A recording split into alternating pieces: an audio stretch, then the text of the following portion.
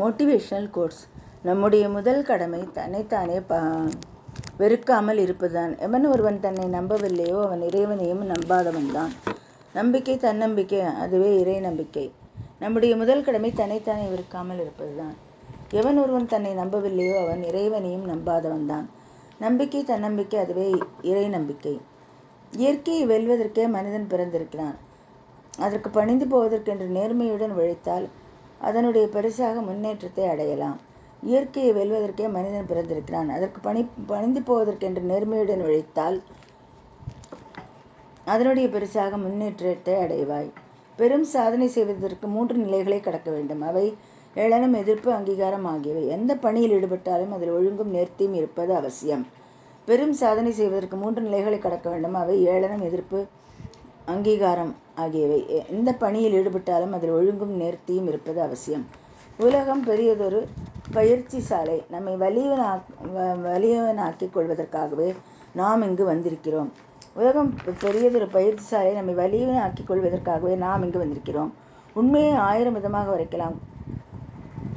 அவற்றில் ஒவ்வொன்றும் உண்மை என்று வேறென்று. நீ ஏதாவது செய்ய விரும்பினால் உன் பெற்றோர்களின் முன்னிலையில் செய். கீழ்ப்படிதலை அறிந்தவன் உனக்கே கட்டளையிடும் அதிகாரம் உண்டு.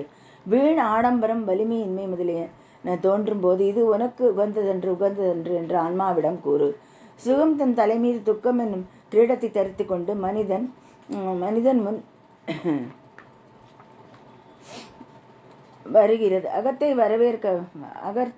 வரவேற்றவன் துக்கத்தையும் அனுபவிக்க தயாராக இருக்க வேண்டும்.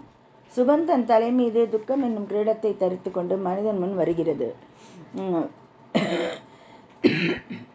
சுகத்தை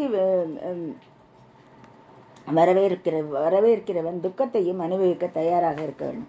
உண்மைக்காக எதையும் துறக்கலாம், ஆனால் எதற்காகவும் உண்மையை துறக்கலாகாது. எல்லோரிடமும் தர்ம சிந்தை உடையவனாக இரு. துன்பப்படுவோருக்கு கருணை காட்டு. மனதில் வெறுப்புக்கு இடமளிக்காதே. வெறுப்பு கீழ்நிலைக்கு தள்ளிவிடும். எல்லோரிடமும் தர்ம சிந்தை உடையவனாக இரு. துன்பப்படுவோருக்கு கருணை காட்டு. மனதில் வெறுப்புக்கு இடமளிக்காதே. வெறுப்பு கீழ்நிலைக்கு தள்ளிவிடும்.